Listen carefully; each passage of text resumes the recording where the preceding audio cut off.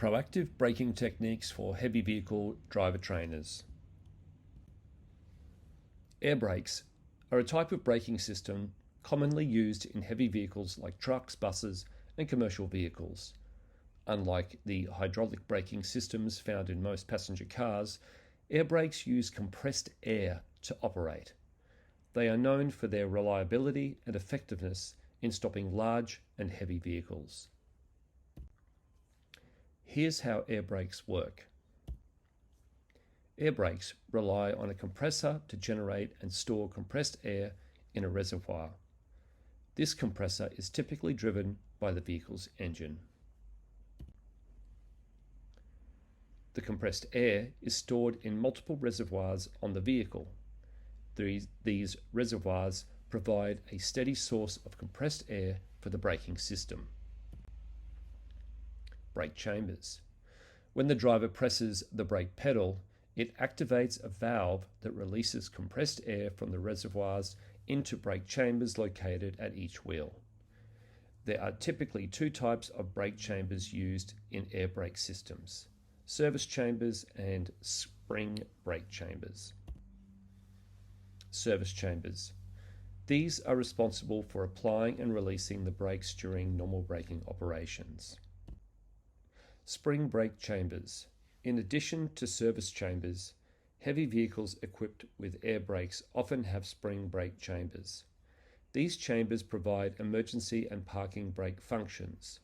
When the compressed air is released from the spring brake chambers, powerful springs apply to the brakes, ensuring that the vehicle can stop in the event of an air pressure loss or during parking. Brake shoes or pads. The air pressure from the brake chambers pushes on brake shoes in drum brake systems or brake pads in disc brake systems, causing them to make contact with the brake drums or rotors. This friction between the shoes/pads and drums/rotors generates the braking force that slows down and stops the vehicle. Brake release.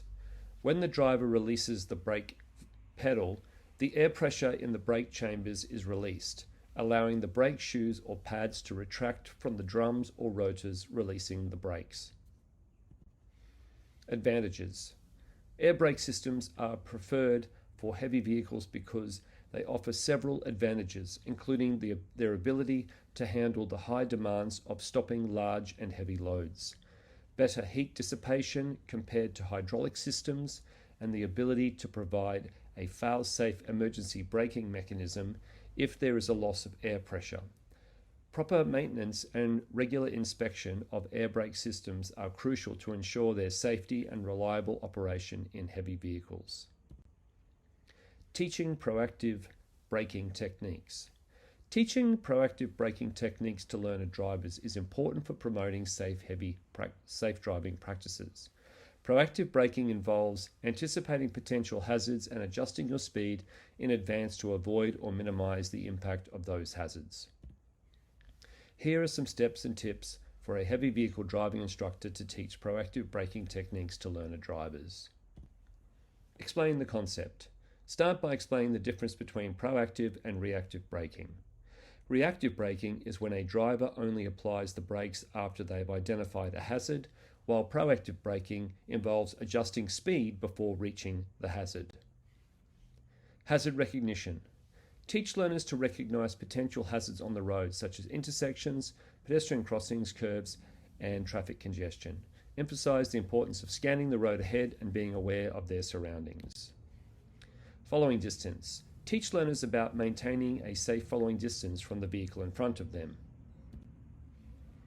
Safe following distances vary depending on your speed, the driving conditions, and the type of vehicle you're driving. When driving a vehicle that is 7.5 meters or longer and following another long vehicle, you must leave a gap of at least 60 meters between your vehicle and the vehicle in front of you. If you are driving a road train, you must leave a gap of at least 200 meters. This rule doesn't apply if you are driving on a multi-lane road or a road in a built-up area. In these cases, you must leave enough space to allow you to stop safely and avoid a crash. Tailgating. Following another vehicle too closely is known as tailgating.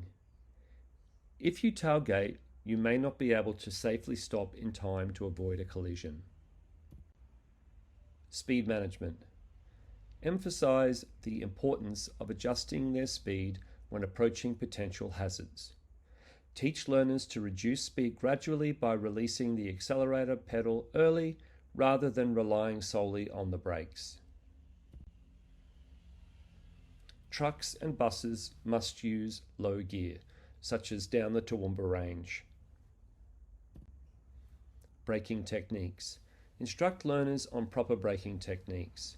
Teach them to use gentle and controlled braking, avoiding sudden or harsh stops.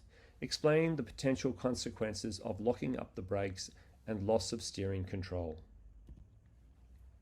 Predictive planning. Encourage learners to anticipate what other road users might do. For example, if you see a pedestrian waiting at a crosswalk, they should reduce the speed in anticipation of the pedestrian crossing the road. Use engine braking. Depending on the type of vehicle, e.g. heavy trucks, instruct learners on using engine braking, compression, release engine brakes, exhaust brakes, in addition to regular braking to control speed on downhill slopes. Practice hazard scenarios. Create scenarios during driving lessons where learners must anticipate and respond to potential hazards. Provide feedback and guidance on their decisions. Road sign interpretation. Teach learners to interpret road signs and their implications for speed adjustments.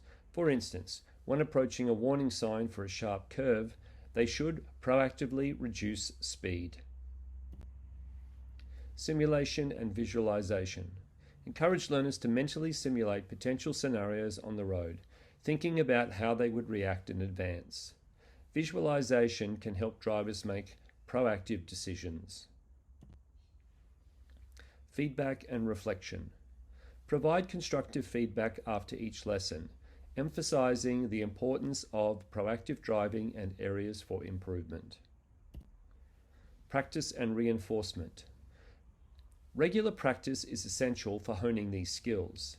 Encourage learners to apply proactive braking techniques during every training session. Teaching proactive braking techniques is a crucial aspect of driver education, as it enhances safety on the road and reduces the likelihood of accidents. Remember to be patient, encouraging, and thorough in your instruction to help learner drivers become safe and responsible drivers.